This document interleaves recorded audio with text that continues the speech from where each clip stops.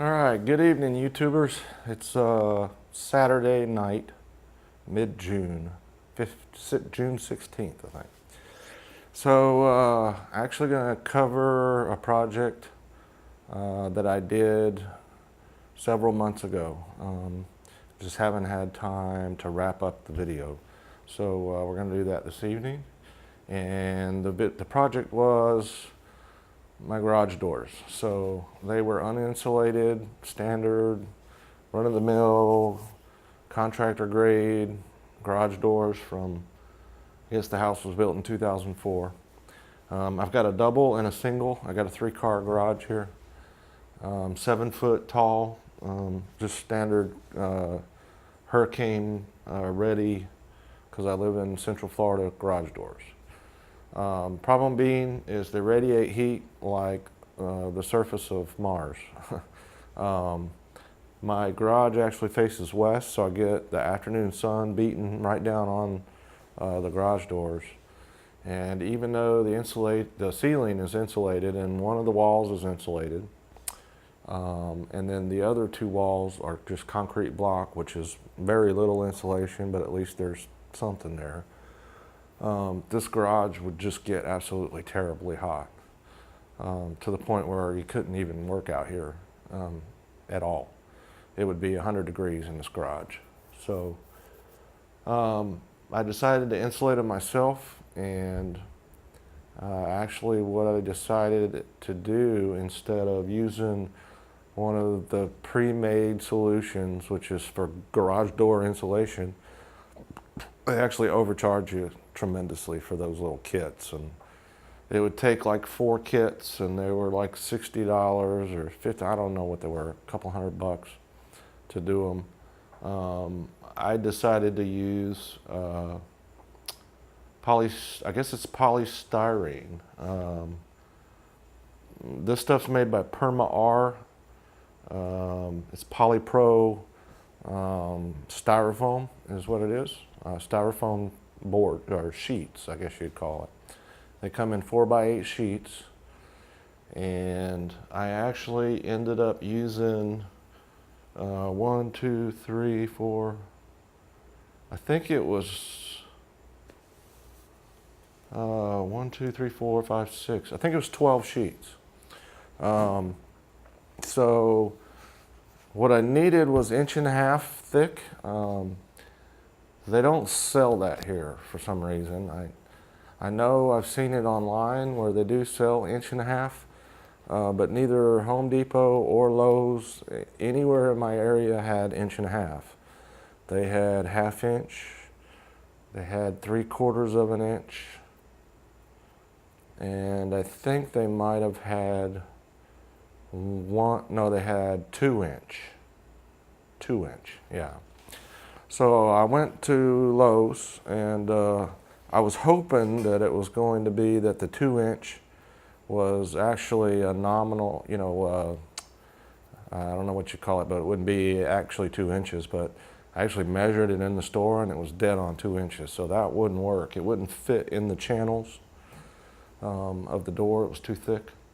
So I ended up buying double the amount that I needed of 3/4 inch, and I used 2 layers. So I put the first layer in first, and then I came back and put a second layer in on top of that, and it actually filled the cavities in the doors perfectly. So saved a ton of money versus the pre-made kits. I don't remember what it was per sheet. I want to say it was about $10 or $12 a sheet. So I think it was like $10 a sheet. So I used 12 sheets, so it was $120. I think it would have cost $240. I think it was $60 a kit, and I would have needed at least 4 kits. So I did it this way for less than half of what it would have cost to do it the other way. I'm here to tell you, massive, massive difference. I mean, it was night and day, the amount of heat that this cut down coming through those doors.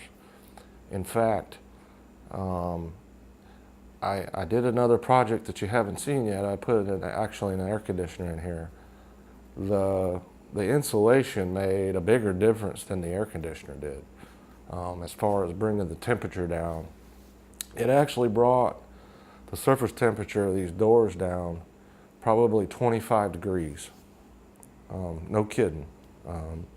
Instead of 100+ degree heat on the surface, it's down in the 80s, you know, when the sun's bearing down on it. So made a huge difference. Just by keeping the doors shut, it brought the temperature in this garage down by 20 degrees easily, just by doing the doors. And then with the AC, I can bring it down another 10 to 15 degrees and make it just as cool as the house is out here. Right now it's 74 degrees in the garage, and it was 88 degrees today outside. And the humidity's up to 60, 70%. It's getting ready to rain, so we're about to go to 100% humidity. So huge project as far as the payoff. It actually wasn't hard. I'm gonna splice in some video right here showing you how I cut the sheets and how I fitted the pieces into the door. I had to take these hurricane straps off first, these structural hurricane pieces. They just unscrew, they're screwed on with Tech screws. Took those off. I cut the sheets down to the pieces that needed to fit into the channels. Most of the door panels have a channel on one or both sides and the bottom and top, if it's a middle channel. So you just kind of bend it and fit it up in there and let it snap into place. I'll show you some video of that on how I was putting that together. I did not film the entire process because it took me a couple of evenings to do it, but I did take a little bit of video to show you how I did it. It was easy to cut. I just used a straight edge, a piece of 2x4, and a razor knife, a simple utility knife, to score it a couple of times and then snap it, and made clean cuts. It did make a mess. There was styrofoam, little styrofoam balls everywhere in the garage for a couple of days until I got it cleaned up, but it wasn't too bad. So that's basically it. It was an easy project. It could be done in one day if you had a whole day to dedicate to it. It was a lot of cutting, but it wasn't too hard to fit the panels in. And it's not too much weight for the springs on the door. I know I read where, you know, depending on what kind of insulation you use, you might have to upgrade your springs, or you might have to add a couple of turns on the spring to give it some more oomph to get the door up. I didn't have any problems at all. I haven't checked the balance without it being operated by the opener, but I don't notice any difference with the opener as far as opening or closing the doors. They work the same as they did before I put the insulation in. So I highly recommend you insulate your garage doors if you're going to work out in your garage. No matter how you do it, whether you use bad insulation or spray foam or the garage door kits, or use this insulating foam, rigid foam.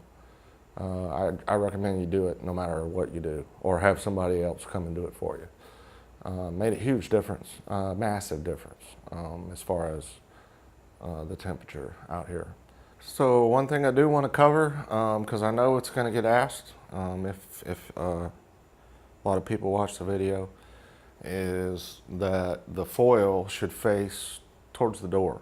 That's what somebody will say. While that might be true in some areas of the country, although I don't think so after what I read and what I saw on the other videos. That is actually not true.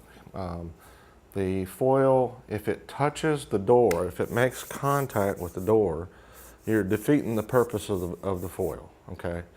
It's just gonna transfer heat and conduct between the door and the foil of the insulation, and it's actually not gonna work as good as facing the foil side in. I actually saw, although I don't have one to test myself, I saw several videos where people actually tested the temperature difference between foil out and foil in, and it was actually cooler with the foil in. And several of those videos, actually a couple of them I think, were here in Florida. So I don't know if it might work differently if you're doing this for a cooling situation or to keep the cold out. Obviously it never gets cold here in Florida, so I'm just trying to keep the heat out.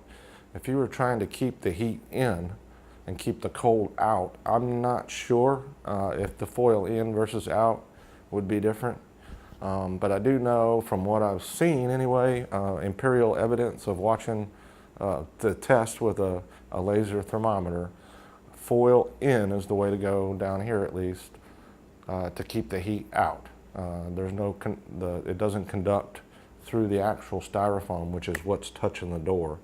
And the foil obviously is not touching the door when it's facing in like this.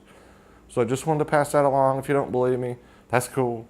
Do your own testing, do your own research, put the board in however you want to. I decided, based on all the evidence and the testing and the videos that I saw, that foil needs to face in, so that's what I did. So anyways, thanks. So that's basically all I got for you. Hope you enjoyed the video.